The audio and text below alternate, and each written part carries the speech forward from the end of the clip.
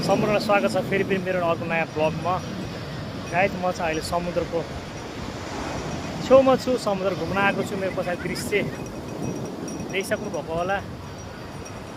यो चाहिँ तपाईँको चेन्नईको छेउमा रहेको कोवलम ब्रिज भन्छ है। यो चाहिँ कोवलम ब्रिज हो गाइज। यो चाहिँ ब्रिजको सिन देख्न सक्नुहुन्छ।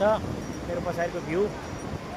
आज चाहिँ सोमबार भएकोले अलिकति भिड छैन, मान्छेहरू अलिकति व्यस्तता भएर होला, क्राउड छैन। सन्डेको त धेरै नै क्राउड हुन्छ है। मेरो पछाडिको समुद्रको भ्यू देख्न सक्नुहुन्छ। एकदमै रमणीय, मनमोहक र शान्त वातावरण रहेको छ। मेरो साथीहरू हेर्न सक्नुहुन्छ। चाहिँ समुद्रको भ्यू है। चेन्नईदेखि 35 किलोमिटर टाढा पर्छ। यो चाहिँ कोवलम बिच हो है साथीहरू।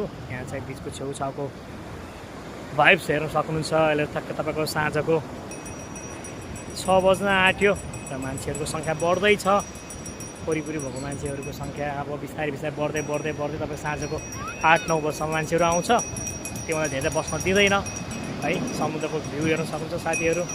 एकदमै मनमोहक, राम्रो र शान्त वातावरण। गर्मी अहिले पनि चेन्नईमा धेरै गर्मी बढेको छ र गर्मी भएको कारणले मान्छेहरू समुद्रमा शीतल बनाउन र घुमघाम गर्न आउँछन् है साथीहरू। समुद्रको छेउछाउ हेर्न सक्नुहुन्छ।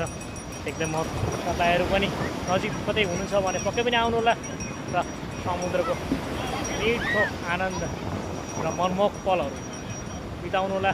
समुद्रको चाहिँ कोवलम बिचको भएको साथीहरू हेरेर पक्कै पनि तपाईँहरूलाई मनमोहक र राम्रो लागेको होला। पक्कै पनि अर्को ब्लगमा भेटौँला।